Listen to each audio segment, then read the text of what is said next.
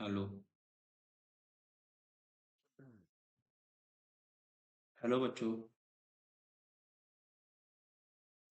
Good morning to all of you. I hope आप सारे बहुत अच्छे होंगे। और बेटा आज हम लोग केमिस्ट्री स्टार्ट कर रहे हैं। ठीक है। क्लास 11 की केमिस्ट्री हम लोग स्टार्ट कर रहे हैं। और यहाँ पर हम लोग क्लास 11 इस अपने चैनल पे क्लास 9 10th 11 12 और हायर क्लासेस की जो केमिस्ट्री है उन सब के बारे में हम लोग पढ़ेंगे। ठीक है। तो स्टार्ट करें डेफिनेशन ऑफ केमिस्ट्री से। What do you mean by chemistry? ठीक है। तो एक्चुअल में क्लास 11 का ये क्या कहते हैं यूनिट है। और ये यूनिट नंबर है first, some basic concept of chemistry. और इस यूनिट को बेटा हम लोगों ने कई छोटे छोटे लेक्चर्स में डिवाइड कर रखा है। इसमें फर्स्ट है, लेक्चर फर्स्ट में हम लोग introduction of chemistry, definition and types of chemistry discuss करेंगे। नेक्स्ट उसके बाद में classification of matter, properties of matter discuss करेंगे। नेक्स्ट से बेटा unit measurement, some commonly use quantities उनको डिस्कस करेंगे। फोर्थ नंबर पे है बेटा accuracy precision. And then fifth part है हम लोग का exponential number, scientific notation, arithmetic using scientific notation. ठीक।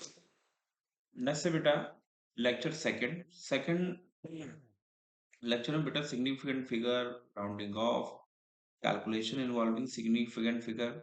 और देखो एक चीज मैं बता दूं कि ये जो हमारी यूनिट है एक्चुअल में इसमें नो डाउट थ्योरेटिकल पार्ट भी है, न्यूमेरिकल पार्ट भी है। पर बेसिकली इसके बारे में तो मैं एक बात ये बता दूं कि हम लोग जो भी यहाँ पर पार्ट कवर कर रहे हैं वो एग्जैक्टली इंटायर केमिस्ट्री में यूज होने वाले जो टूल्स हैं उसको कलेक्ट कर रहा है, न्यूमेरिकल पॉइंट ऑफ व्यू से, कॉन्सेप्चुअल पॉइंट ऑफ व्यू से।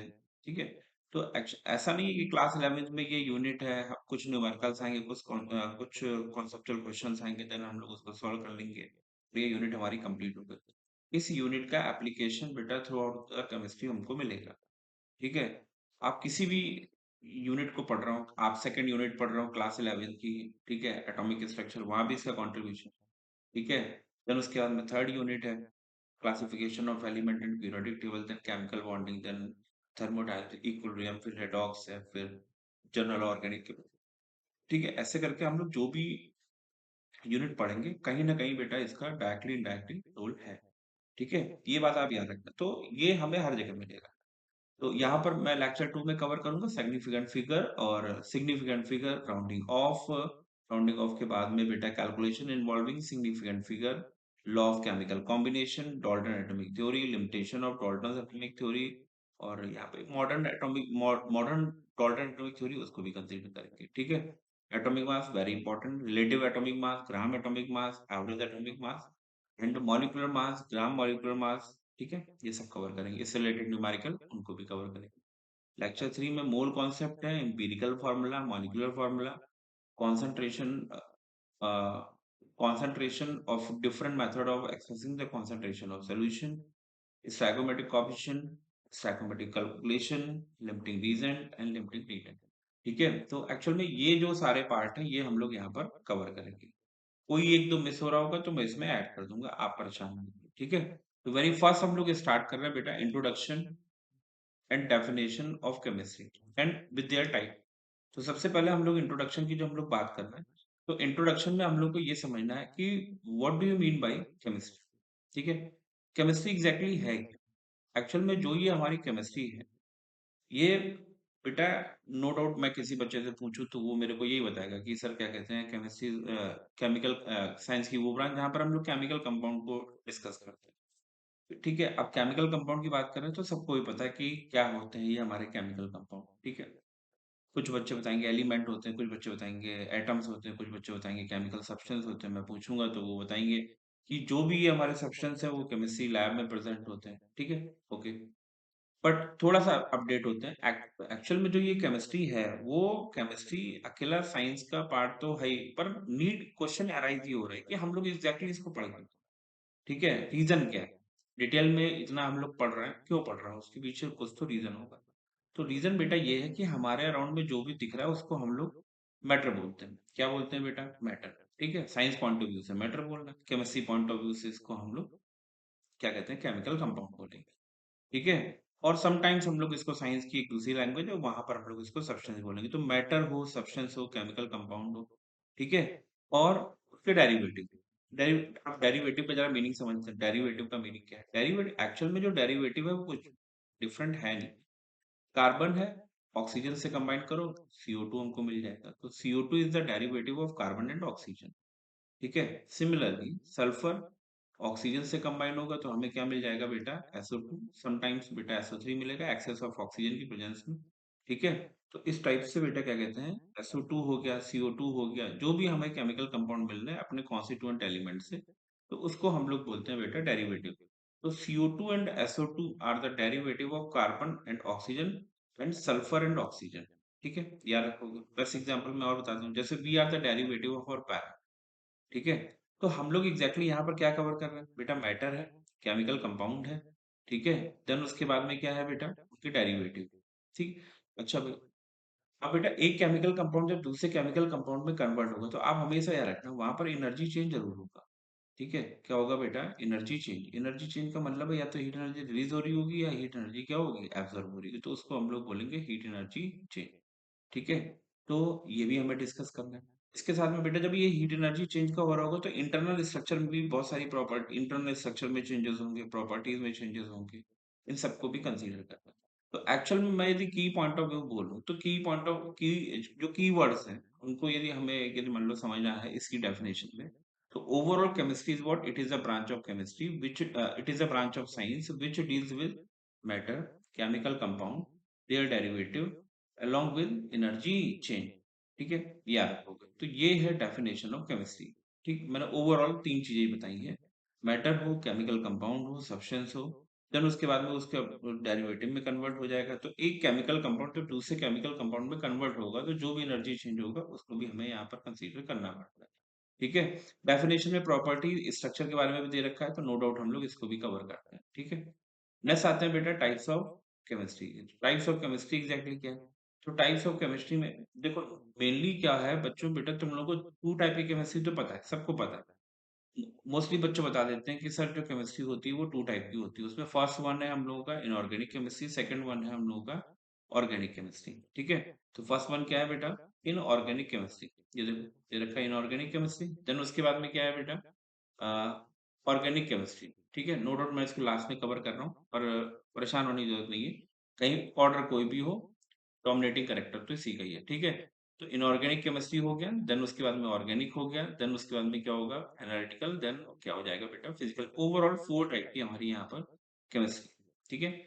इनऑर्गेनिक केमिस्ट्री में अब हम लोग डिटेल में इसका डिस्कशन करते हैं। What do you mean by inorganic chemistry? तो इनऑर्गेनिक केमिस्ट्री की हम लोग जब बात करेंगे तो आप हमेशा ये याद रखोगे कि जो भी हमारे पीरियोडिक एलिमेंट हैं, उनको, उससे बनने वाले उसके डेरिवेटिव को, और एक एलिमेंट जब अपने दूसरे डेरिवेटिव में कन्वर्ट हो रहा है। ऊपर वाला एग्जांपल परफेक्ट है। कार्बन बेटा तुम्हारा क्या है? पीरियोडिक एलिमेंट है। ऑक्सीजन से कंबाइन हो रहा है, CO2 का क्या कर रहा है? प्रोडक्शन कर रहा है। ठीक है? तो कार्बन है, ऑक्सीजन है, ये हमारे पीरियोडिक एलिमेंट है। CO2 है वो उसका डेरिवेटिव है। और कार्बन ऑक्सीजन से कंबाइन करके जब CO2 का फॉर्मेशन हो रहा है तो उस टाइम पे बेटा एनर्जी का चेंज भी होगा। नो डाउट हम लोग ऐसे लिख सकते हैं प्लस माइनस क्यू। बेटा देखो प्लस माइनस में क्यों लगा रहा हूँ? समटाइम्स बेटा हीट एनर्जी क्या होगी? रिलीज होगी। तो रिलीज होगी तो उस रिएक्शन को हम लोग बोलते हैं एक्सोथर्मिक। समटाइम्स क्या होगी बेटा? एब्जॉर्ब होगी तो उसको बोलते हैं एंडोथर्मिक। ठीक है? याद रखना माइनस साइन लग रहा है, माइनस मीन्स नेगेटिव साइन बेटा हम लोग लगा रहे हैं एनर्जी में, तो आप हमेशा याद रखोगे वो होगी एक्सोथर्मिक। कैसी होगी बेटा? एक्सोथर्मिक। और पॉजिटिव लगाएंगे, ठीक है, तो हो जाएगा बेटा एंडोथर्मिक। ठीक है? ये बात आप याद रखना। हाँ। अच्छा भाई, अब ये तो हो गया इनऑर्गेनिक केमिस्ट्री। ठीक है? तो it is what? It is a branch of chemistry which deals with all the periodic element and their derivative along with energy change. ठीक है? Except organic compound. अब यहाँ पर उन्होंने एक्सेप्ट ऑर्गेनिक कंपाउंड तो खैर लिख दिया, खैर कोई दिक्कत नहीं है। ठीक है? बट बेटा यहाँ पर जो मेनली मेरे को देखना है वो सारे के सारे पीरियोडिक एलिमेंट, उनके बनने वाले डेरिवेटिव, और एक जब एलिमेंट दूसरे क्या कहते हैं डेरिवेटिव में कन्वर्ट हो रहा होता है, तो उसमें जो एनर्जी चेंज है उसको कंसीडर करेंगे। ठीक है? अब यहाँ पर इन्होंने लिखा है एक्सेप्ट ऑर्गेनिक कंपाउंड, तो एग्जैक्टली ये कहना क्या चाह रहा है? तो जब हम लोग ऑर्गेनिक केमिस्ट्री की डेफिनेशन पढ़ेंगे तो वहां समझ में आ जाएगा। चलो भाई, अब हम लोग सबसे पहले इसी को डिस्कस कर लेते हैं। What is organic chemistry? ये बड़ा इंपॉर्टेंट है। क्यों इंपॉर्टेंट है? एक्चुअल में क्या है कि ऑर्गेनिक केमिस्ट्री की हम लोग बात करते हैं, सबसे पहले दिमाग में ये आता है कि जो हमारे केमिस्ट्री में प्रेजेंट केमिकल कंपाउंड है उनका नंबर क्या है। ठीक है? क्यों हम लोग ऑर्गेनिक को इनऑर्गेनिक को इनऑर्गेनिक है ऑर्गेनिक है उसको सेपरेट कर रहे हैं? एक्चुअल में ऑर्गेनिक केमिस्ट्री को सेपरेट करने का कोई बहुत बड़ा रीजन नहीं है। ठीक है? बस एक दो तीन सिंपल से स्टेप है जो हमें समझने हैं। पहला, तो आज की डेट में ऑर्गेनिक कंपाउंड का जो नंबर है वो 5 मिलियन प्लस है। ठीक है? क्या है बेटा? 5 मिलियन प्लस है इनका नंबर बेटा, बहुत ज्यादा है। बहुत ज्यादा का मतलब बहुत ज्यादा है। ठीक है? क्यों? क्योंकि बेटा जो हमारे इनऑर्गेनिक कंपाउंड है, क्या है बेटा? इनऑर्गेनिक जो कंपाउंड है, इनऑर्गेनिक कंपाउंड का जो नंबर है वो बेटा 10 के टू 11 के बीच में। ठीक है? ये 10 से 11 हज़ार के बीच में। बट मैं जब वहीं पे बात कर रहा हूँ ऑर्गेनिक केमिस्ट्री की, तो ये नंबर बेटा 5 मिलियन प्लस है। 5 मिलियन प्लस का मतलब आप समझ 50 लाख से ज्यादा है। ठीक है? तो इसलिए हमें इसको इस ब्रांच को ही सेपरेट करना पड़ रहा है। अब ये ऑर्गेनिक कंपाउंड है क्या? जो ऑर्गेनिक कंपाउंड है क्या जो हमें ऑर्गेनिक केमिस्ट्री में डिस्कस करना होता है? तो ऑर्गेनिक कंपाउंड बेसिकली हाइड्रोकार्बन, क्या बेटा? हाइड्रोकार्बन उसके डेरिवेटिव्स होते हैं। क्या होते हैं बेटा? Hydrocarbon and their derivative. तो hydrocarbon is what? These are those compound which are made up of carbon and hydrogen are known as hydrocarbon. तो CXHY टाइप जो होंगे वो हमारे हाइड्रोकार्बन हो गए। ठीक है? फिर उसके डेरिवेटिव होंगे। अब उस कंपाउंड से जो बेटा दूसरा केमिकल कंपाउंड बन रहा होगा तो उसको हम लोग बोलेंगे उसका डेरिवेटिव। ठीक है? और एनर्जी चेंज तो हमें कंसीडर करना ही है। ठीक है?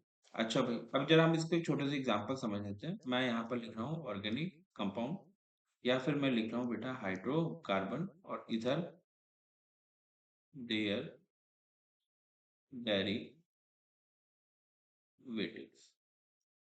ठीक है? या फॉर एग्जांपल मैंने बोला CH4।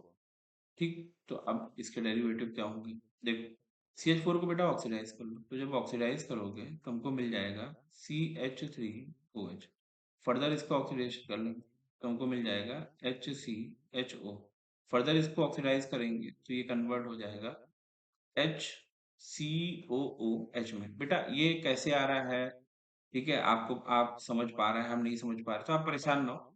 सब कुछ आपको समझ में आ जाएगा। अभी बस सिर्फ हमें एग्जांपल समझने हैं कि ये जो CH4 है और ये जो इसके डेरिवेटिव हैं वो आपस में कैसे कोरिलेट कर रहे हैं। तो CH4 तो हमारा हाइड्रोकार्बन हो गया। डेरिवेटिव हम लोग क्यों बोल रहे हैं उसके पीछे रीजन ये है कि जो हमारा CSCOH है, SCHO है, और ये हमारा फॉर्मिक एसिड है। ठीक है? तो ये उनमें बेटा जो कॉमन चीज है वो ये है कि कार्बन का नंबर तीनों मतलब यहाँ पर जितने भी इसके डेरिवेटिव हैं वो सेम है। ठीक है?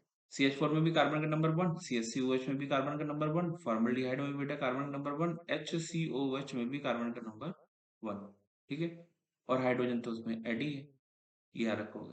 नेक्स्ट एग्जांपल, जैसे मैं C2H6 ले रहा हूँ तो उस केस में क्या हो जाएगा? CH3CH2OH। देन ऑक्सीडेशन कर रहा है तो हमको मिल जाएगा CH3CHO। फर्दर इसको हम लोग ऑक्सीडाइज करेंगे तो हमें मिल जाएगा CH3COOH। ठीक है? अब तुम नंबर ऑफ कार्बन काउंट कर लो, सभी में बेटा जो नंबर ऑफ कार्बन होंगे वो क्या होंगे? 2 होंगे। राइट? ये बात याद रखना।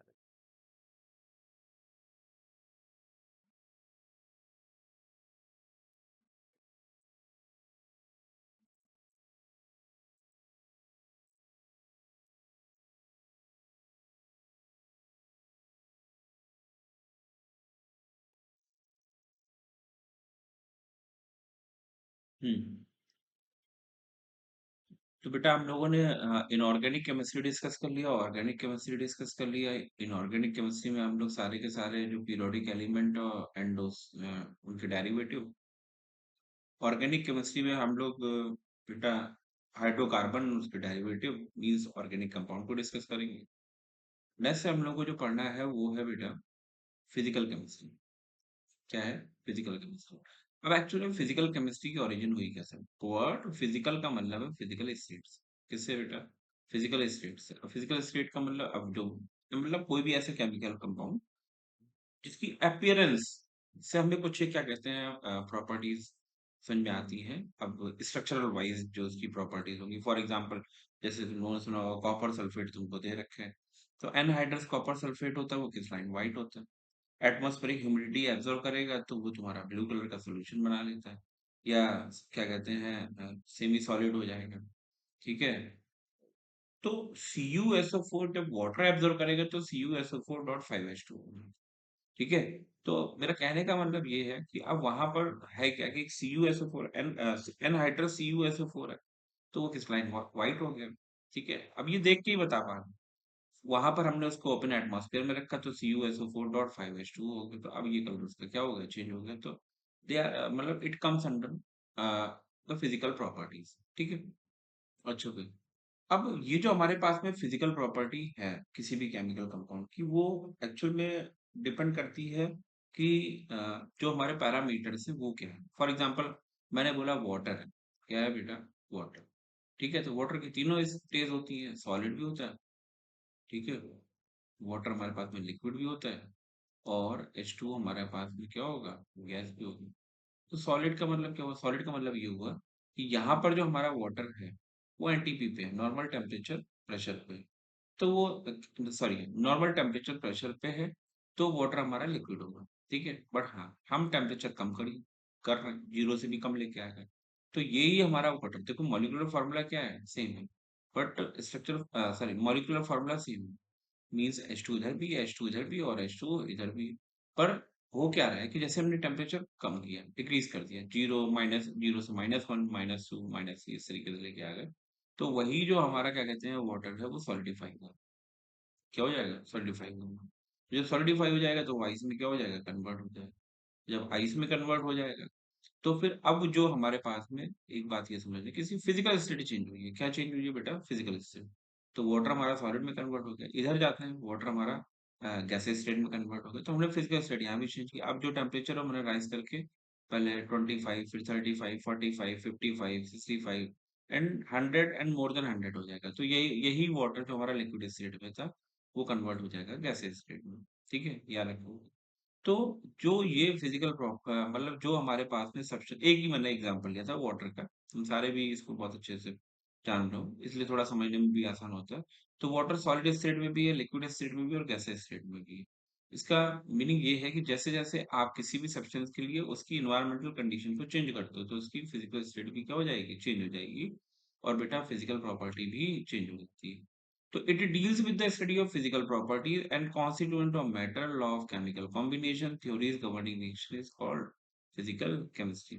तो एक्चुअल में है क्या, हम लोग यहाँ पर मेनली जो डिस्कस करते हैं वो फिजिकल प्रॉपर्टीज का बेटा डिस्कशन होता है। ठीक है, याद रखोगा। उसमें अब फिजिकल प्रॉपर्टी में तुम लोगों ने सुन भी रखा होगा, जैसे कलर आता है, सब्सटेंस का कलर होगा, फिर बेटा ऑर्डर।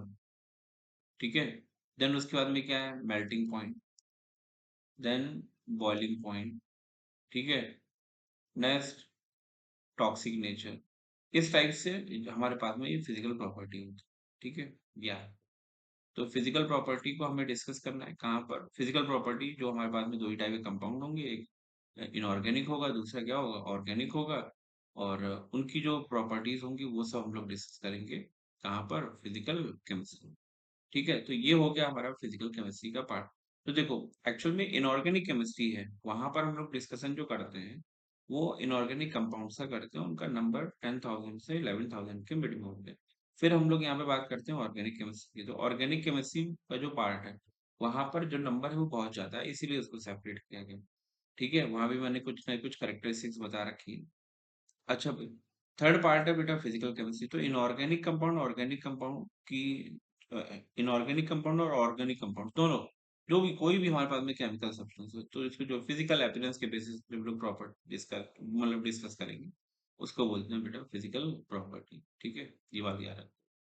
अच्छा भाई, तो वो फिजिकल प्रॉपर्टीज हो गई, और इन सारी फिजिकल प्रॉपर्टीज को हम लोग सेपरेट एक क्या कहते हैं केमिस्ट्री ब्रांच में पढ़ेंगे, उसको बोलते हैं फिजिकल केमिस्ट्री। ठीक है, बड़ा इंटरेस्टिंग टॉपिक है, अभी डिटेल में पढ़ूंगा तो और अच्छा समझ में आएगा। ठीक है, उसके बाद में हम लोग आते हैं बेटा एनालिटिकल केमिस्ट्री। ठीक है, किसमें आते हैं बेटा, एनालिटिकल केमिस्ट्री। अब ये एनालिटिकल केमिस्ट्री है एग्जैक्टली, थोड़ा इसको समझते हैं। देखो वर्ड एनालिटिकल की जब हम लोग बात करते हैं ठीक है? किसकी बात कर रहे हैं? एनालिटिकल की हम लोग बात कर रहे हैं, ठीक है?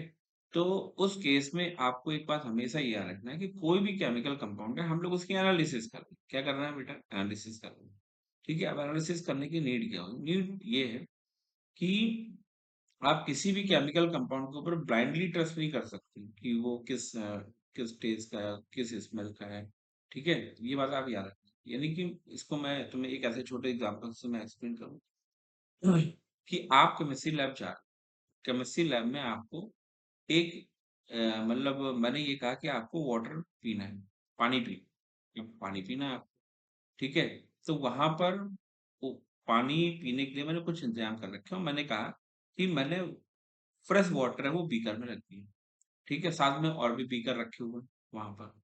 उसमें फॉर्मल्डिहाइड भी, एसिटिक एसिड भी, एसीटोन भी, इस तरीके से बीकर रखे हुए हैं और आप बिलीव नहीं करोगे कि उन बीकरों में जो रखा हुआ केमिकल कंपाउंड है, उसकी अपीयरेंस भी बिल्कुल वाटर जैसी है। तो आप चाह के भी उसको नहीं पियोगे क्योंकि आप वहाँ पे श्योर नहीं हो। श्योर हो गए तो फिर क्या कहते हैं बहुत अच्छी चीज़ है, बट श्योर नहीं हो तो फिर आप उसको इनटेक नहीं करोगे। ठीक है? तो अब जब इतना सिमिलर है तो उस केस में हम लोग कैसे आइडेंटिफ़ाई करेंगे कि कोई भी कंपाउंड है, वो कि इनऑर्गेनिक है या ऑर्गेनिक है? तो उसके लिए हम लोग क्या करते हैं, एनालिटिकल केमिस्ट्री की हेल्प लेते हैं, that is the qualitative analysis और quantitative analysis of any chemical compound. Qualitative का मतलब बेटा ये है कि जो भी केमिकल कंपाउंड है, वो हमारा जो भी केमिकल कंपाउंड है, उसमें कौन-कौन वो केमिकल कंपाउंड का फॉर्मेशन किस टाइप के एलिमेंट से हो रहा है, कार्बन है, हाइड्रोजन, ऑक्सीजन है, सल्फर है, नाइट्रोजन है, फास्फोरस है या कोई फंक्शनल ग्रुप में प्रेज़ेंट है। तो फंक्शनल ग्रुप बेटा एटम और एलिमेंट से ही मिलके बने होते हैं। तो कहीं न कहीं ओवरऑल हम लोग क्या करते हैं कि जो हमारा केमिकल कंपाउंड होता है, उसमें पहला जो करेक्ट मतलब क्या कहते हैं हम लोग क्रॉस चेकिंग करते हैं वो क्वालिटेटिव एनालिसिस मीन्स उसमें कौन-कौन से एलिमेंट प्रेज़ेंट है। दूसरा बेटा क्वांटिटेटिव एनालिसिस, ठीक है? क्वांटिटेटिव एनालिसिस में वही जो हमारे पास में केमिकल कंपाउंड है या दूसरे भी हो सकते हैं, ठीक है? उसमें एक पर्टिकुलर एलिमेंट का, आयन का, मॉलिक्यूल का, ठीक है? वो हम लोग उसका परसेंटेज निकालते हैं। फॉर एग्ज़ाम्पल मैंने ये बोला कि मेरे पास में CH4 है, ठीक है? क्या है? CH4 है। तो CH4 में कार्बन का परसेंटेज मेरे को निकालना है, तो कैसे आएगा? कार्बन बेटा 12 हो गया, हाइड्रोजन 4 हो गया, तो 16 होगा। बट मेरे को कार्बन का कैलकुलेट करना है, तो 12 अपॉन 16 मल्टीप्लाइड बाय 100 इस टाइप से जो भी आंसर है, ठीक है? नियर अबाउट 75% आना चाहिए। ठीक है? ऐसे कुछ आएगा। तो कार्बन का परसेंटेज यहाँ पर ज़्यादा है, हाइड्रोजन का परसेंटेज कम है। ठीक है? ठीक इसी तरीके से जब हम लोग क्वांटिटेटिव एनालिसिस की बात करेंगे तो मेरे पास में ये कहा मैंने कहा कि कोई भी हमारे पास में केमिकल कंपाउंड है, वो carbon, hydrogen, oxygen, nitrogen, phosphorus से मिलके बना हुआ है। तो एक्चुअल में पहले वाले में हम लोग क्वालिटेटिव एनालिसिस कर रहे हैं। यहाँ पर एलिमेंट का आइडेंटिफिकेशन कर रहे हैं, कार्बन है, hydrogen, oxygen, nitrogen, phosphorus. But जब कभी भी हम लोग क्वांटिटेटिव एनालिसिस की बात करेंगे तो जो ये हमारे पास में एलिमेंट प्रेजेंट है, ठीक है? तो ये जो हमारे पास में एलिमेंट है उसका परसेंटेज क्या है? मीन्स उसका अमाउंट क्या है? तो जब कभी भी अमाउंट की बात आएगी तो हम लोग हमेशा कंसीडर करेंगे क्वांटिटेटिव एनालिसिस, ठीक है? और कोई भी पर्टिकुलर फंक्शनल ग्रुप है, कोई भी एलिमेंट है, जब हम लोग उसकी टेस्टिंग करेंगे तो वो आता है बेटा क्वालिटेटिव एनालिसिस। तो ओवरऑल अब यहाँ पर 2 ये कीवर्ड है। अब डेफिनिशन वाइज़ को कंप्लीट कर लेते हैं। It deals with the study of various method of analysis of chemical compound, both qualitative and quantitative analysis. ठीक है? ये याद रखोगे। तो क्वालिटेटिव जो भी हुआ उसमें एटम और मॉलिक्यूल और क्वांटिटेटिव में हम लोग उसका परसेंटेज कैलकुलेट करते हैं। राइट? ये हो गया। अच्छा भई, तो इस टाइप से बेटा आपकी 4 टाइप की केमिस्ट्री मैंने आपको करा दी। उसमें फर्स्ट है इनऑर्गेनिक, सेकंड है हमारा फिजिकल, देन उसके बाद में एनालिटिकल और देन उसके बाद में आता है ऑर्गेनिक केमिस्ट्री। अच्छा, अब है क्या कि ये जो हमारे पास में एनालिटिकल केमिस्ट्री है, तो हम एक छोटे एग्जांपल से समझ लेते हैं। ठीक है? ये आ रहा है। अच्छा भई, अब वो एग्जांपल है कि ज़रा उसको देखते हैं। मैंने ये कहा कि मेरे पास में एक कंपाउंड है ए, क्या है? ए, ठीक है? अब मेरे को इसको आइडेंटिफाई करना है कि ए है वो एग्ज़ैक्टली क्या है? हुँ,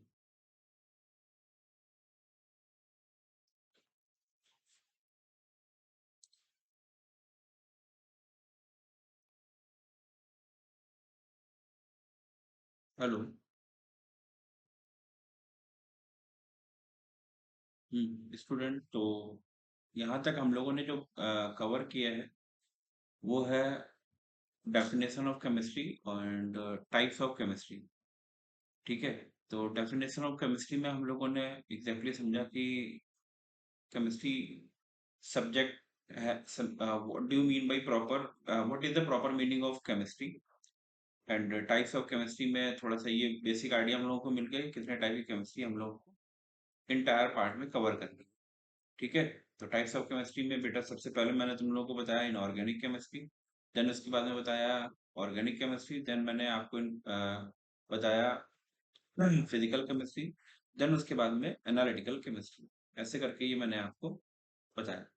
ठीक है, एनालिटिकल केमिस्ट्री में कल हम लोगों ने जो एनालिटिकल केमिस्ट्री में हम लोगों ने जो डिस्कस किया था वो ये था कि कोई भी हमारे पास में केमिकल कंपाउंड है, ठीक है, तो नो डाउट हम लोग उसको देख के नहीं बता सकते कि एग्जैक्टली कौन सा केमिकल कंपाउंड है।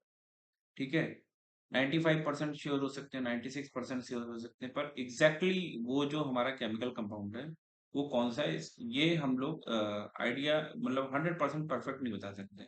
उसके पीछे रीजन है, रीजन बेटा ये है कि जो भी हमारे पास में ये केमिकल कंपाउंड दिए हुए होते हैं तो वहां पर एक सबसे इम्पोर्टेंट पार्ट ये होता है कि जो ये केमिकल कंपाउंड है most of the chemical compound एक जैसे ही दिखते हैं। जैसे मैं बात करूं कि वाटर है, तो वाटर जैसे अपीयरेंस वाले हमारे लैब में एसीटोन होता है, एसिटिक एसिड होता है, फॉर्मल्डिहाइड होता है। ठीक है, एग्जैक्ट वैसे ही जो वाटर की अपीयरेंस है ठीक वैसे ही ये बेटा हमारे पास एसीटोन, फॉर्मल्डिहाइड, एसिटिक एसिड जैसी ही अपीयरेंस है। तो नहीं बता पाएंगे, तो हमें इसके लिए क्या करना होगा, हम लोग इसके लिए केमिकल टेस्ट करते हैं। तो केमिकल टेस्ट हम लोग फिर जो हमारे पास में केमिकल कंपाउंड है उसमें एलिमेंट को हम लोग आइडेंटिफाई कर लेते हैं।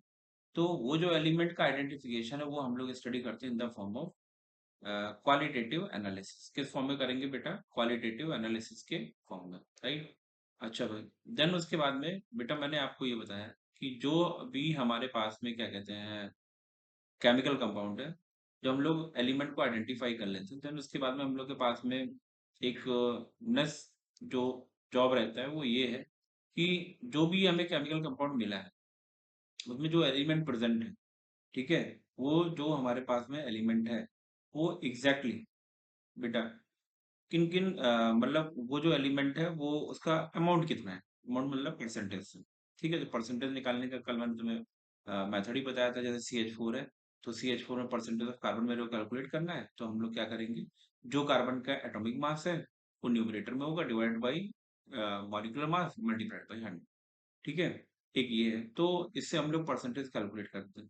ठीक, तो जो identification of element it comes under the qualitative analysis and the amount of element और amount of group of element comes under in quantitative analysis. ठीक है, तो क्वालिटेटिव एनालिसिस और क्वांटिटेटिव एनालिसिस केमिस्ट्री की जिस ब्रांच में हम लोग स्टडी करेंगे of a particular substance is known as analytical chemistry. ठीक है, ये बात याद रखना। अच्छा, अब यहाँ पर बेटा थोड़ा सा मैं तुम्हें डिस्कस मतलब क्वालिटेटिव एनालिसिस के बारे में थोड़ा सा डिटेल में बताता हूँ। फॉर एग्जांपल जैसे मैंने ये कहा कि मेरे पास में एक केमिकल कंपाउंड है, ठीक है, और वो जो केमिकल कंपाउंड है उसको मैं ऐसे लिख सकता हूँ। ठीक, ये हमको दे रखा। अब मैंने क्या किया उसको बेटा, उसको मैंने एक ऑक्सीडाइजिंग एजेंट दिया CuO की प्रेजेंस में, इसको मैंने हीट कर दिया। हीट कर दिया तो नो डाउट जो हमें ये केमिकल कंपाउंड मिल रहा है दिया हुआ है उससे बेटा एक गैस रिलीज हुई है एक, एज्यूम कर ले रहा हूँ, और ये जो CuO है वो बेटा उसने दूसरे को तो ऑक्सीडाइज किया और खुद क्या हो जाएगा बेटा, रिड्यूस हो जाएगा। ठीक है, ये आ रहा। तो ऑर्गेनिक कोई भी कंपाउंड है ऐसे करके, ये ऑर्गेनिक कंपाउंड है, मैंने इसको क्या किया, क्यूप्रिक ऑक्साइड CuO को हम लोग बोलते हैं क्यूप्रिक ऑक्साइड, इसकी प्रेजेंस में हमने इसको क्या किया, हीट किया। हीट करने के बाद में हमें एक गैस मिल रही है A प्लस, वो जो हमारे पास में क्यूप्रिक ऑक्साइड है ये इसने ऑर्गेनिक कंपाउंड या जो भी केमिकल कंपाउंड है उसको ऑक्सीडाइज किया, खुद क्या हो जाएगा बेटा, रिड्यूस हो जाएगा, और रिड्यूस होने के बाद में Cu2O में कन्वर्ट हो जाएगा। ठीक है, 11। अब इस गैस ए को, ये जो गैस ए है, ठीक है, इस गैस ए को मैं पास करा रहा हूँ बेटा लाइम वाटर से। किससे पास करा रहा हूँ, लाइम वाटर से। ऐसे करके ये मेरे पास में लाइम वाटर है, ठीक। तो लाइम वाटर से मैं पास करा रहा हूँ, तो ये लाइम वाटर जो हो गया ये कन्वर्ट हो जाएगा मिल्की सोल्यूशन। किसमें कन्वर्ट हो जाएगा बेटा, मिल्की सोल्यूशन। अब ये जो मिल्की सोल्यूशन है ये CaCO3 का होता है, ठीक है, याद रखो ये मिल्की सोल्यूशन, ठीक है, याद रखो। प्लस हमको क्या मिल जाएगा, प्लस हमको वाटर, ठीक है, ये बात आपको याद रखनी है। तो एक्चुअल में जो ये मिल्की सोल्यूशन है वो क्या लाइम वाटर से तभी पॉसिबल होगी जब यहाँ पर हमारे पास में जो गैस होगी वो कोई और होगी, कोई और का मतलब यहाँ पर जो गैस है वो हमारे पास में होगी बेटा CO2। कौन सी होगी बेटा, CO2 गैस यहाँ पर प्रेजेंट होगी। तो जब ये CO2 कैल्शियम हाइड्रोक्साइड से रिएक्ट करेगा तो क्या मिल जाएगा, CaCO3। यानी कि यहाँ पर जो गैस है वो कौन सी है बेटा, CO2। ठीक है, अब ये CO2 में जो ऑक्सीजन आया वो कहाँ से आया बेटा, CO से आया। यानी कि जो हमारे पास ऑर्गेनिक कंपाउंड है उसमें एक एलिमेंट जरूर है और वो कौन सा है बेटा, हाइड्रोजन। इससे हम लोगों ने आसानी से फाइंड आउट कर लिया कि जो हमारे पास में ऑर्गेनिक कंपाउंड है वो बेटा उसमें एक एलिमेंट जरूर प्रेजेंट है और वो एलिमेंट जो है वो कौन सा है, बोलो भाई। तो हमारे पास में वो एलिमेंट होगा बेटा कार्बन। इस तरीके से हम लोग क्या कर लेते हैं, ये आइडेंटिफाई कर लेते हैं, ठीक है। तो it comes under in qualitative analysis. अब बेटा ये कार्बन हम लोगों ने आइडेंटिफाई कर लिया, देन उसके बाद में हम लोग इसका परसेंटेज कैलकुलेट कर लेंगे। और जैसे ही हम लोग इसका परसेंटेज कैलकुलेट कर लेंगे तो फिर हमें मिल जाएगा क्या, परसेंटेज ऑफ कार्बन। और ये जो हमारा परसेंटेज ऑफ कार्बन होगा इसकी हेल्प से हम लोग आसानी से क्या कहते हैं वहां पर उस कंपाउंड को आइडेंटिफिकेशन में हमें हेल्प मिलेगी, ठीक है। और ये आएगा बेटा क्वांटिटेटिव एनालिसिस में। तो ओवरऑल तुम्हें दो चीजें समझनी है कि कोई भी कंपाउंड उसमें प्रेजेंट एलिमेंट को आइडेंटिफाई करेंगे तो ये आएगा बेटा क्वालिटेटिव एनालिसिस में, और उस एलिमेंट का परसेंटेज निकाल लेंगे तो वो आ जाएगा बेटा क्वांटिटेटिव एनालिसिस, ठीक है। ये था बेटा all the four type of chemistry. First inorganic, second क्या है ऑर्गेनिक, थर्ड है एनालिटिकल और फोर्थ है बेटा फिजिकल, ठीक है। ओके, अब बेटा देखो टाइप्स ऑफ केमिस्ट्री हम लोगों ने समझ लिया। समझने के बाद में हम लोग बेटा मूव करेंगे नेक्स्ट टॉपिक है कि जो भी ये हमारे पास में केमिकल कंपाउंड है, ठीक है, no doubt chemistry point of view से हम लोग समझ रहे हैं सब। तो ये हमारे पास में जो केमिकल कंपाउंड है, ठीक है, इसको मैंने आपको डे फर्स्ट बता रखा है कि हमारे अराउंड में जो भी हमको दिख रहा है, ठीक है, ये हमारे पास में जो भी हमको दिख रहा है चाहे वो लिविंग हो या फिर नॉन लिविंग हो, वो उस सब को हम लोग बोलते हैं बेटा मैटर। क्या बोलेंगे बेटा, मैटर, या फिर बोलेंगे सब्सटेंस, ठीक है। और ये आता है बेटा जो मैटर है सब्सटेंस है, ये हम लोग केमिस्ट्री पॉइंट ऑफ व्यू में इसको बोलते हैं क्या, केमिकल कंपाउंड, ठीक है। ये बात याद रखनी है।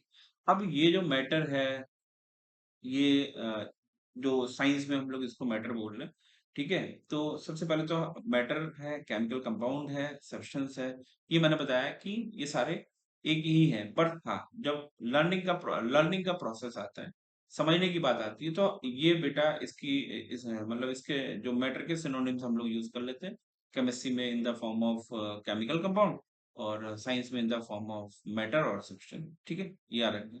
साइंस का मतलब बेटा जैसे दूसरा है बायोलॉजी है, फिजिक्स है, ये दूसरा सब्जेक्ट है, वहां पर हम लोग इसको मैटर के फॉर्म में स्टडी करते हैं, ठीक है। अच्छा भाई, अब ये जो हमारे पास में मैटर है वो एग्जैक्टली है क्या, तो मैटर की डेफिनेशन आई होप सभी को पता होती है। कुछ भी ऐसा हमारे अराउंड में प्रेजेंट है जिसके पास में उसका खुद का मास होगा, ठीक है, ये याद रखोगे।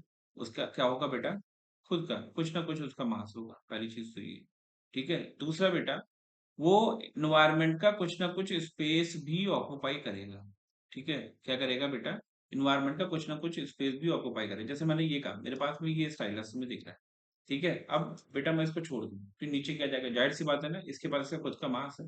दूसरा, जिस एनवायरमेंट में ये है उसमें ये बेटा कुछ ना कुछ स्पेस भी ऑक्युपाई कर रहा है।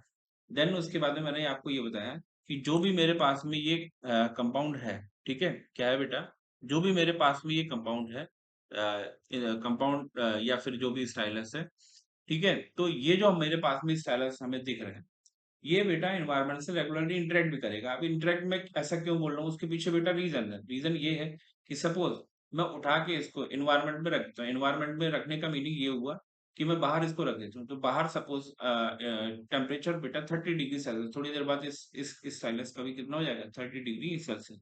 ठंडियों के दिनों में बाहर कर दूंगा, सपोज बाहर का टेम्परेचर 5 डिग्री सेल्सियस, तो इसका भी टेम्परेचर क्या हो जाएगा, 5 डिग्री सेल्सियस।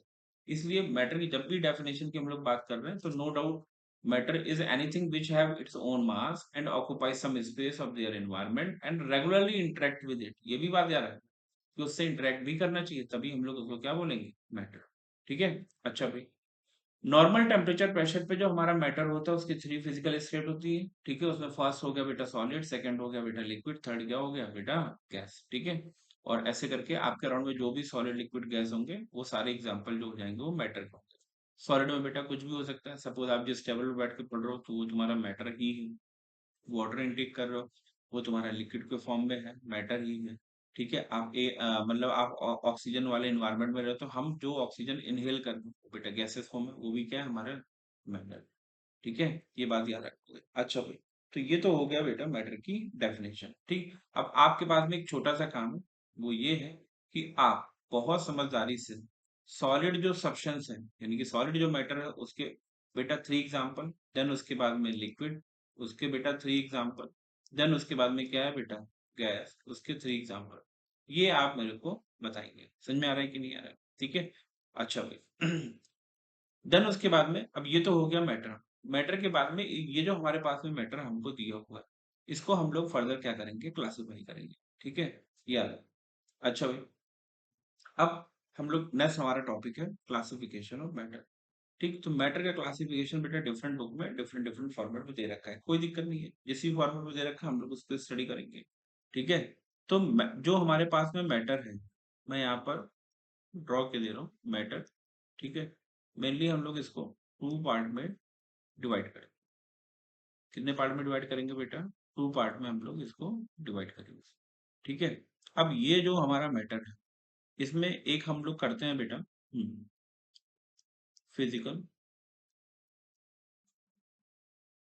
क्लासिफिकेशन। ठीक है, और दूसरा होता है केमिकल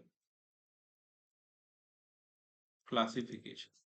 ठीक है, अब ये जो फिजिकल क्लासिफिकेशन है, इससे आप बेटा फैमिलियर, मीन्स हमारे पास में जो भी मैटर है केमिकल कंपाउंड है, उसकी जो फिजिकल स्टेट होगी, या तो वो सॉलिड होगी, या फिर बेटा क्या होगी, लिक्विड होगी, या फिर क्या होगी बेटा गैस होगी यार।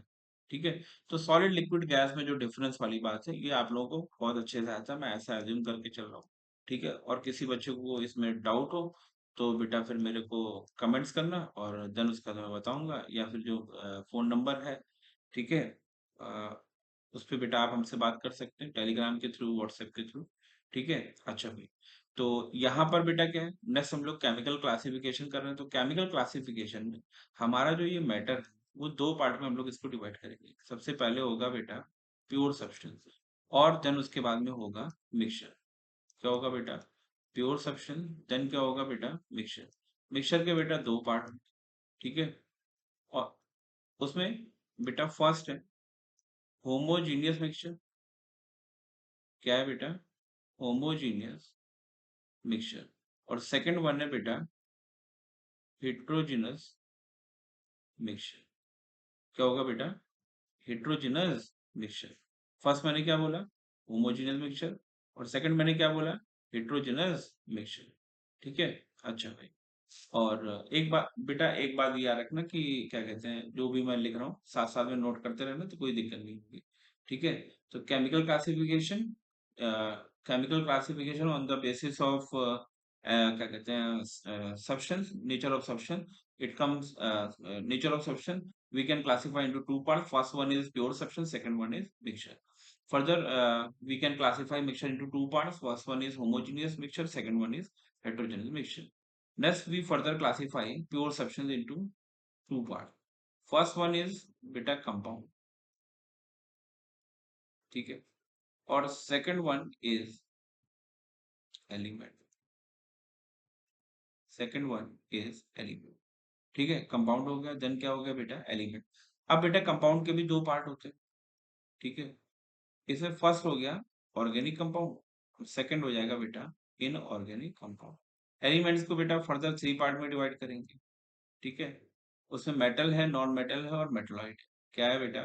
मेटल। सेकंड क्या है? Non metal. ठीक है, और थर्ड होता है बेटा मेटलॉइड। तो उसके लिए अपने पास स्पेस नहीं है, तो आप ये याद रखना कि कंपाउंड और एलिमेंट में, कंपाउंड को हम लोग फर्दर 2 पार्ट्स में डिवाइड करेंगे, organic compound and inorganic compound. Elements को हम लोग फर्दर 2 पार्ट्स में डिवाइड करेंगे। ठीक है, उसमें मेटल है, नॉन मेटल है और बेटा क्या है मेटलॉइड। ठीक है, तो ये एक छोटा सा क्लासिफिकेशन हम लोगों ने कर रखा है। Physical classification, then chemical classification, physical classification, physical classification on further their interaction between the molecule, we can classify, we can physically classify substance into three major states. First one is solid, second one is liquid, third one is gas. ठीक है. On the further of chemical classification, substance were further classified into two parts. First one is pure substance, second one is mixture. Mixture further classified into two parts, homogeneous or heterogeneous mixture. Pure substance में further went into two parts, compound, second one is element. Compound, ठीक है, organic compound, inorganic compound, element में metal हो गया, non metal हो गया, और क्या हो गया, मेटल हो गया. ठीक है, ये बात याद रखो. अच्छा भाई, वन बाय वन करके हमें ये सारी चीजें डिस्कस करनी है. ठीक है, तो मेनली हमें फोकस जो करना है बेटा, इस बात पे फोकस करना है कि हमें हर डेफिनेशन को अच्छे से समझना. रटना नहीं, रटोगे तो मामला गड़बड़ हो जाएगा. ठीक है, याद है. तो फर्दर हम लोग करेंगे बेटा प्योर सब्सटेंस. क्या कर रहे हैं बेटा, प्योर सब्सटेंस. ठीक है, अब ये हमारा जो प्योर सब्सटेंस है वो क्या है. तो प्योर और इम्प्योर, इम्प्योर की जो डेफिनेशन है बड़ी आसान. प्योर सब्सटेंस बेटा वो होगी जो सेम टाइप के कॉन्स्टिट्यूएंट पार्टिकल से मिलके बने. ठीक है, a pure substance is defined as a variety of matter all sample of which have the same composition and property. ठीक है, नो डाउट हमारे पास में जो प्योर सब्सटेंस होगा वो बेटा डिफरेंट डिफरेंट वैरायटी का बेटा वो मैटर होगा. First thing is that. ठीक है, तो defined as a variety of matter all sample which have the composition and have same composition और सिमिलर. या तो सेम बोल सकते हो या फिर हम लोग क्या बोल सकते हैं, सिमिलर. ठीक है, कंपोजिशन एंड प्रॉपर्टी. तो ओवरऑल ये समझना कि कोई भी हमारे पास में केमिकल कंपाउंड है वो सेम टाइप के कॉन्स्टिट्यूएंट पार्टिकल, कॉन्स्टिट्यूएंट पार्टिकल का मतलब हो गया एटम, आयन और मॉलिक्यूल. ठीक है भाई, बहुत सारे हमारे पास में ऐसे सब्सटेंस होते हैं जो सिर्फ एलिमेंटल फॉर्म में होते हैं. ठीक है, सेकंड बेटा मॉलिक्यूल के फॉर्म में होता है. मॉलिक्यूल फॉर्म बेटा आपके सामने लिखा भी हुआ है, ग्लूकोज है, NaCl है. एलिमेंटल फॉर्म में बेटा ये मेटल लिखा हुआ है. ठीक है, उसके बाद में बेटा तो कोई भी कंपाउंड है उसमें कोई किसी भी टाइप का फॉरेन पार्टिकल नहीं होना चाहिए. फॉर एग्जांपल मैंने ये कहा कि हम लोग अपने घर के सॉल्ट की बात करते हैं, तो घर वाला सॉल्ट नो डाउट वो प्योर सब्सटेंस है. ठीक है, वो कैसा है बेटा, प्योर सब्सटेंस है. ठीक है, बट यहाँ पर जो प्योर सब्सटेंस की डेफिनेशन है वो ही दूसरी है. भाई वहां पर प्योर सब्सटेंस की डेफिनेशन है वो कुछ और है, यहाँ पर प्योर सब्सटेंस की डेफिनेशन है वो क्या है, उस पर जरा समझते हैं. तो प्योर सब्सटेंस में क्या है, कोई भी हमारे पास में केमिकल कंपाउंड है वो जिससे बना है छोटे छोटे पार्टिकल से, वो क्या कहते हैं सारे एक जैसे होने चाहिए, तो हम लोग बोलेंगे प्योर सब्सटेंस. कोई भी फॉरेन पार्टिकल हुआ तो हम लोग उसको प्योर नहीं बोलेंगे. ठीक है, याद रखना. अच्छा, अब प्योर सब्सटेंस के एग्जांपल भी ग्लूकोज हो गया, NaCl हो गया, मेटल हो गए. तो यहाँ पर प्योर सब्सटेंस को लेके एक चीज मैं तुम्हें बता दे रहा हूँ. उसको आप ऐसे समझ लो कि घर में जो टोटा मतलब जो टाटा सॉल्ट आ रहा है. ठीक है, अब ये जो हमारे पास में घर वाला सॉल्ट है, नमक है. ठीक, तो इसमें हम लोग क्या करते हैं, सबसे पहले तो NaCl को फिल करेंगे. फिर हम लोग इसमें क्या करेंगे, एक फिक्स कंपोजिशन को ऐड कर देंगे. ठीक है, जैसे अब फिक्स कंपोजिशन का ऐड करने का मतलब क्या है, सॉल्ट में हम लोग कुछ भी एडिटिव्स ऐड कर रहे हैं तो हमारी बॉडी के लिए कैसा होगा बेटा, यूजफुल होगा. फॉर एग्जांपल मैंने ये कहा कि हम लोग अपने सॉल्ट में NaCl में, ठीक है, NaCl में आयोडीन ऐड करते हैं. क्या ऐड करते हैं बेटा, आयोडीन. अब आयोडीन का फंक्शन मान लो आपने थोड़ा बहुत बायोलॉजी पढ़ रखा होगा, तो आयोडीन हमारी बॉडी के लिए बड़ा इंपॉर्टेंट रोल प्ले करता है. ठीक है, याद रखना. तो NaCl में आयोडीन का ऐड करना, नो डाउट NaCl जो है वो प्योर सब्सटेंस है, बट जैसे ही मैं उसमें आयोडीन ऐड करूंगा तो वो आ जाएगा बेटा किसमें, मिक्सचर. किसमें आ जाएगा, मिक्सचर. फर्दर फिर हम लोग देखेंगे कि वो मिक्सचर है वो किस टाइप का है. ठीक है, याद रखना. तो pure substance is defined as the variety of matter all sample of which have same composition and property. ठीक है, क्या, तो कोई भी फॉरेन पार्टिकल नहीं है तब तक तो वो हमारा कैसा होगा, प्योर सब्सटेंस होगा. और कोई भी इसमें हमारे पास में फॉरेन पार्टिकल आ गया तो फिर वो बेटा हमारा कैसा हो जाएगा बेटा, इम्प्योर बोलेंगे या फिर हम लोग बोलेंगे मिक्सचर. ठीक है, अच्छा, ये मैंने बेस्ट एग्जांपल दिए Na विद आयोडाइड. आप लोग देखो जितने भी घरों में आप लोगों के ये सॉल्ट वाले पैकेट आ रहे हैं उसमें आयोडाइज्ड सॉल्ट करके लिखेंगे. उसके पीछे रीजन यही है कि जब तक NaCl के मॉलिक्यूल होंगे वो 100% प्योर होगा. जब उसमें आयोडीन ऐड करेंगे तो वो हो जाएगा हमारा मिक्सचर. क्या हो जाएगा बेटा, मिक्सचर. ठीक है, नेक्स्ट आता है बेटा, अब प्योर सब्सटेंस है, आप क्लासिफिकेशन में देखो. ठीक है, प्योर सब्सटेंस को हम लोग दो पार्ट में डिवाइड कर रहे हैं, कंपाउंड और एलिमेंट. ठीक है, किसमें, कंपाउंड और एलिमेंट में. अब ये कंपाउंड और एलिमेंट है क्या, तो सबसे पहले इसकी डेफिनेशन समझते हैं। कंपाउंड्स आर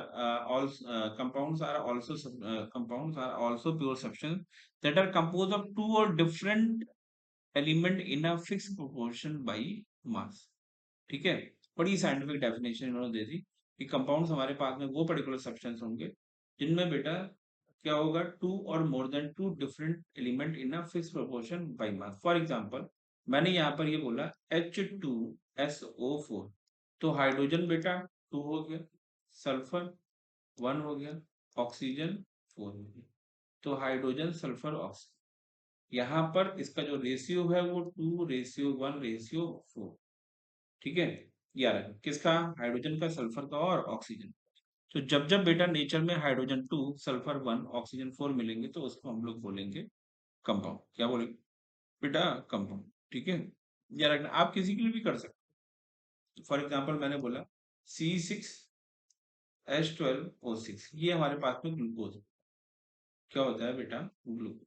ठीक है, तो इसमें कार्बन कितना है बेटा 6, हाइड्रोजन कितना है बेटा 12, ऑक्सीजन कितना है 6। तो ओवरऑल जब हम लोग इसको फर्दर सॉल्व करेंगे तो 1 2 1 आ जाएगा। ठीक है, ये आ रहा है। तो यहाँ पर एक बात तुम्हें ये समझनी है कि सेम जो हमारे पास में कंपाउंड है वो डिफरेंट एलिमेंट से मिलकर बना होता है, और ये जो डिफरेंट एलिमेंट है उसका जो प्रोपोर्शन होता है वो हमेशा फिक्स होता है। जैसे मैंने H2SO4 बना ली है, AgNO3 ली है, ये तो सारे जो हैं वो क्या कहते हैं, वेरी फेमिलियर एग्जांपल है। अब H2SO4 में हाइड्रोजन सल्फर ऑक्सीजन की बात कर रहे हैं तो 2:1:4। ठीक है, ये बात याद, इसको हम लोग बोलेंगे कंपाउंड। कंपाउंड के बाद में हम लोग जिस टॉपिक की बात करेंगे, ये जो हमारा कंपाउंड है वो 2 टाइप का होगा। फर्स्ट वन होगा बेटा इनऑर्गेनिक कंपाउंड, सेकंड वन होगा बेटा ऑर्गेनिक कंपाउंड। तो इनऑर्गेनिक कंपाउंड बेटा देखो सीधी बात है, जो तुम लोगों ने डेफिनेशन पढ़ रखी है उससे तुम्हारा काम चल जाएगा। ये वो कंपाउंड होंगे जो हमें नेचर से इनडायरेक्ट वे में मिले। ठीक है, क्या होगा बेटा, नेचर से इनडायरेक्ट वे में मिले। Those compounds which are obtained from non-living sources and such as rock, mineral are termed as inorganic compound। ठीक है, तो ये जो हमारे पास में कंपाउंड है ये डायरेक्ट क्या कहते हैं, नॉन लिविंग बींग्स हैं, उनसे हम लोग इसको ऑब्टेन करेंगे। ठीक है, दैट्स वाई इसको हम लोग बोलते हैं इनऑर्गेनिक कंपाउंड। इसमें मेटल हो गया, सॉल्ट हो गया, कोई पर्टिकुलर गैस हो सकती है CO2 SO2। ठीक है हाँ, अब बेटा देखो नेक्स्ट आता है ऑर्गेनिक कंपाउंड। ऑर्गेनिक कंपाउंड के बारे में देखो दो चार चीजें हैं वो समझ। ठीक है, पहला तो ये माना गया है कि कोई भी हमारे अराउंड में सब्सटेंस प्रेजेंट है और वो लिविंग बीइंग में है। कहाँ पर है बेटा, लिविंग बीइंग में। ठीक है, जैसे फैट हो गया, प्रोटीन हो गया, विटामिन हो गया। तो जब ये डिस्कवर हुआ तो सबसे पहले लैब में ही डिस्कवर हुआ। ठीक है, तब हम लोगों ने इसको ऑर्गेनिक कंपाउंड दे दिया। फिर बाद में देखा कि इसका बाहर भी प्रोडक्शन हम लोग कर सकते हैं। तो फिर अब क्या हो गया, डिफरेंट डिफरेंट कंट्रीज में डिफरेंट डिफरेंट टाइप का बेटा जो गुड जो है वो होते हैं वो ट्रांसफर। ठीक है, तो the compound obtain from living living sources, क्या बेटा, the compound obtain from living sources are term as organic compound. ठीक है, लिविंग सोर्स से जो हमें मिलेगा उसको हम लोग बोलते हैं ऑर्गेनिक कंपाउंड। क्या बोलेंगे बेटा, ऑर्गेनिक कंपाउंड। ये बात याद रखना। ठीक है, अच्छा, अब इन्होंने तो ये बात बोल दी कि भाई जो हमारे पास में कंपाउंड है जो लिविंग सोर्स से मिलेंगे उसको हम लोग क्या बोलेंगे, ऑर्गेनिक कंपाउंड। ठीक है, ये बात याद रखना। अच्छा भाई, नॉन लिविंग बींग से मिलेंगे तो उनको हम लोग क्या बोलेंगे, ऑर्गेनिक, उनको बोलेंगे ऑर्गेनिक कंपाउंड। और जो हमें लिविंग बींग से मिलेंगे उसको बोलेंगे organic compound, non living being से मिलेंगे इनऑर्गेनिक कंपाउंड। ठीक है, अच्छा भाई, पहले के टाइम तक तो यही माना जाता था कि जितने भी हमारे ऑर्गेनिक कंपाउंड हैं वो सब हमें लैब में ही मिलेंगे। सॉरी क्या कहते हैं, लैब में हम लोग उनको ऑब्टेन नहीं कर सकते, नेचर में ही मिलेंगे। ठीक है, ये बात याद रखना। तो इसलिए इन्होंने यहाँ पे लिख रखा है compound obtain from living sources, living का मतलब animal as well as plant, are known as organic compound. इसमें कार्बोहाइड्रेट हो गया, फैट, विटामिन, ठीक है, प्रोटीन्स हो गया, ये सब हमारा ऑर्गेनिक कंपाउंड का पार्ट है। ठीक है, ये याद रखो। अच्छा, देन उसके बाद में हम लोग क्या कर रहे हैं, मतलब कंपाउंड का हम लोगों ने क्लासिफिकेशन कर दिया। अब देखो कंपाउंड क्लासिफिकेशन करने के बाद में फर्दर आप देखो ये जो हमारे पास में कंपाउंड है उसके बाद में जो सेकंड पार्ट है वो एलिमेंट है। कौन सा है बेटा, एलिमेंट। ठीक, अब ये एलिमेंट क्या होता है, तो एलिमेंट आता है pure substance that can not be decompose into simpler substance by chemical changes. तो एलिमेंट एग्जैक्टली है क्या, ये भी हमारा प्योर सब्सटेंस होता है, इसको फर्दर हम लोग डिकम्पोज नहीं करेंगे, ठीक है, और करेंगे भी तो बेटा क्या होगा नो डाउट डिकम्पोज होंगे। सिंपल सब्सटेंस में केमिकल चेंजेस की हेल्प से ये क्या होंगे बेटा, इनको फर्दर हम लोग क्लासिफाई नहीं कर सकते, ठीक है, याद है। अब इसको तुम्हें समझना है तो एग्जैक्टली एलिमेंट और एटम में एक छोटा सा डिफरेंस मैं बता दे रहा हूँ। फॉर एग्जांपल मैंने ये कहा मेरे पास में ये आयरन मेटल ब्लॉक है। क्या है बेटा? आयरन मेटल ब्लॉक है, ठीक है। हम्म।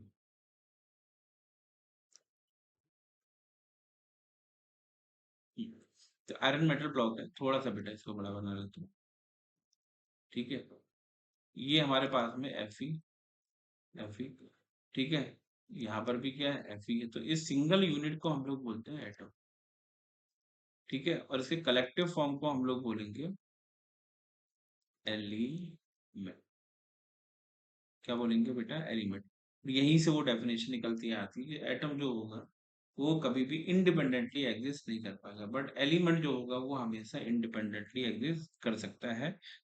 कंबाइंड स्टेट में तो रहेगा ही, और इंडिपेंडेंटली भी एग्जिस्ट कर सकते हैं, ठीक है, क्योंकि स्टेबल होता है। तो एटम जो होता है वो कैसा होता है? अनस्टेबल होगा, और एलिमेंट जो होता है वो स्टेबल होता है, ठीक है। अच्छा, तो ये समझ में आ गया, pure substance and can not be decompose into simpler substance by chemical changes. And next आता है pure substance which consist of only one type of atom. देखो अब मेरे ऊपर वाली डेफिनेशन समझ में आ गई कि नहीं आ गई? मेरे पास में एक आयरन मेटल ब्लॉक है। क्या है बेटा? आयरन मेटल ब्लॉक, ठीक है। तो ये मेरे पास में आयरन मेटल ब्लॉक है। अब उस आयरन मेटल ब्लॉक में सिंगल यूनिट की बात कर रहा हूँ तो एटम है, और कलेक्टिवली हम लोग इसको बोलेंगे एलिमेंट, ठीक है, याद रखिए। अब फिर हम लोग टाइप्स ऑफ एलिमेंट की बात करेंगे। टाइप्स ऑफ एलिमेंट की जब हम लोग बात करेंगे तो उसमें सबसे पहले क्या आ जाएगा? मेटल्स आ जाएंगे। तो मेटल की जो बेटा प्रॉपर्टीज आप लोगों ने पढ़ रखी है, वही सारी प्रॉपर्टी हम लोग यहाँ पर भी फर्दर डिस्कस करेंगे। जनरली कैसे होंगे? सॉलिड रूम टेम्परेचर पे। इसका एक्सेप्शन केस क्या हो जाएगा बेटा? मरकरी। लशरस इन नेचर होंगे, यानी कि साइनिंग प्रोड्यूस कर रहे होंगे, ठीक है। यहाँ पर जो सेंटेंस है वो थोड़ा सा इनकम्प्लीट है। दे आर लशरस इन नेचर, ठीक है, बाई इट कटिंग एजेस, यानी कि जिस सरफेस से हम लोग कट करेंगे, तो वो जो सरफेस कट हो रही है वहां पे तो ये कैसा होगा? लशरस इन नेचर। वो भी जो हम लोग कट करेंगे 2 घंटे 3 घंटे 4 घंटे बाद आएंगे तो ये जो उसकी लशरसनेस है वो क्या हो जाएगी? फिनिश हो जाएगी, ठीक है। न से बेटा हाई डेंसिटी। क्या बनाएंगे बेटा? हाई डेंसिटी होती है इन सबके। क्यों? क्योंकि बेटा मेटल, ठीक है, पर यूनिट एटम, सॉरी, पर number of atom per unit volume जो होगा वो सबसे ज्यादा होगा। Good conductor of heat and electric current, बहुत बढ़िया, ठीक है। तो इलेक्ट्रिक करंट और हीट को क्या करेंगे बेटा? ये कंडक्ट करते हैं। मैलिएबल और डक्टाइल इन नेचर होंगे। मैलिएबल का मतलब क्या है? देखो, जो भी हमारे पास में मेटल है, हम लोग क्या कर रहे हैं? उसको थिन सीड में कन्वर्ट करेंगे, हथौड़े से पीट पीट के, ठीक है, हैमरिंग कर करके हम लोग उसको क्या करेंगे? थिन सीड में कन्वर्ट कर लेंगे, तो उसको बोलते हैं मैलिएबल। हम्म। और डक्टाइल में क्या होगा? तो डक्टाइल में हम लोग इसको थिन वायर में कन्वर्ट कर लेंगे, तो हम लोग उसको बोलेंगे ductile. High melting point boiling point होगा, डेंसिटी ज्यादा है इसलिए उसका मेल्टिंग पॉइंट बॉइलिंग पॉइंट क्या होगा बेटा? हाई होगा, ठीक है। ये बात याद रखो। नेक्स्ट आता है capable to form acidic oxide और न्यूट्रल ऑक्साइड। ओहो, ठीक है। ये बेटा पॉइंट यहाँ पर थोड़ा सा गड़बड़ लिखा हुआ है, इसको अभी सही कर देते हैं, ठीक है। तो एसिडिक ऑक्साइड नहीं, मेटल जो होते हैं मेनली बेटा बेसिक ऑक्साइड बनाते हैं। क्या बनाते हैं बेटा? Basic oxide. मैं अभी एक एग्जांपल से इसको एक्सप्लेन भी किए दे रहा हूँ। बेसिक ऑक्साइड बनाएंगे और न्यूट्रल भी बना सकते हैं, ठीक है। न्यूट्रल के चांसेस कम है, बेसिक जरूर बनाएंगे, ठीक है। They are capable to form basic oxide, ठीक है। तो इन्होंने नीचे यहाँ पर ये दे रखा है, तो आप दो में से कोई भी एक पॉइंट है उसको तुम लर्न कर सकते हो। बेसिक ऑक्साइड, ठीक है। अब मैं ये बोल क्यों रहा हूँ? अच्छा भाई, मेटल की हम लोग बात कर रहे हैं तो मेटल वाला एक एग्जांपल ले लेते हैं।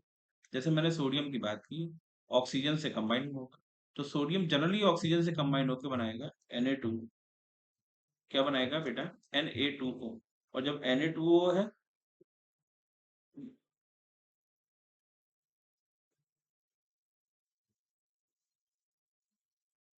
Na2O है, तो फर्दर ये क्या करेगा बेटा?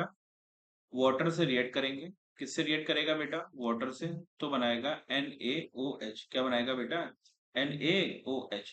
और जब ये बेटा NaOH बनाएगा, तो आपको ये क्लियर है कि ये जो NaOH है वहां पर ये Na प्लस और OH माइनस में क्या हो जाएगा? कन्वर्ट हो जाएगा। क्या हो जाएगा बेटा? Na प्लस और OH माइनस में कन्वर्ट हो जाएगा, तो ये हाइड्रोक्साइड का फॉर्मेशन कर, तो जब ये हाइड्रोक्साइड का फॉर्मेशन कर रहा है तो मीन्स ये कैसा हो जाएगा बेटा, बेसिक। ठीक है, ये बात याद रखना। बोलो समझ में आया कि नहीं आया? ठीक है, तो ये हो गए हमारे बेटा एलिमेंट। इस टाइप से आपको समझ में आना चाहिए। ठीक है, बोलो भैया।